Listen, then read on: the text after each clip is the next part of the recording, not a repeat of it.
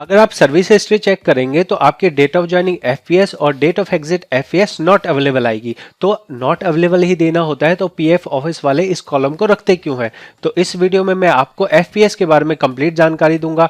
तो पहले हम देख लेते हैं कि यूट्यूब पे इसके बारे में क्या क्या जानकारियां पड़ी हुई है। अरे यहां देखो, यहां लिखा है कि 99% लोग नहीं जानते इसलिए हो जाते हैं बर्बाद। भाई साहब कुछ ज्यादा नहीं हो गया? हाँ देखिए, सर्विस हिस्ट्री के अंदर डेट ऑफ ज्वाइनिंग एफपीएस आ रही है 1/9/1994, ठीक है। उसके बाद यहाँ पे ईपीएस डेट भी आ रही है। तो ये क्या मसला हुआ भाई कि यहाँ डेट ऑफ ज्वाइनिंग एफपीएस भी आ रही है और डेट ऑफ ज्वाइनिंग ईपीएस भी आ रही है। तो इसको समझने के लिए आपको समझना पड़ेगा, इनके ईपीएफओ संस्था ने पहले जो अपना पेंशन वाली स्कीम बनाई थी उसका नाम रखा था फैमिली पेंशन स्कीम। इस स्कीम को इन्होंने 15 नवंबर 1995 तक चलाया। उसके बाद इन्होंने उसी स्कीम को, जो पेंशन देने वाली स्कीम थी, उसका नाम बदल के कर दिया ईपीएस, एम्प्लॉय पेंशन स्कीम, ठीक है। तो अगर कोई व्यक्ति 15 नवंबर 1995 से पहले काम करता था तभी वहां पे आपको एफपीएस में डेट ऑफ ज्वाइनिंग नजर आएगी, जैसे कि मैंने अभी आपको केस में दिखाया। तो यहाँ आप समझ लीजिए कि अगर कोई व्यक्ति ऐसा है जो पिछले 27 सालों से काम कर रहा है, उसके ही एफपीएस में डेट ऑफ ज्वाइनिंग आएगी।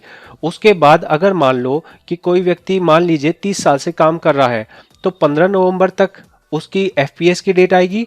उसके बाद उसकी डेट ऑफ ज्वाइनिंग अपने आप ही ईपीएस में 16 नवंबर 1995 की पड़ जाएगी। चलिए इस चीज को हम सर्विस हिस्ट्री में जाके समझते हैं। तो यहाँ पे जो केस है, ये ज्वाइनिंग हुई है 1 सितंबर 1994।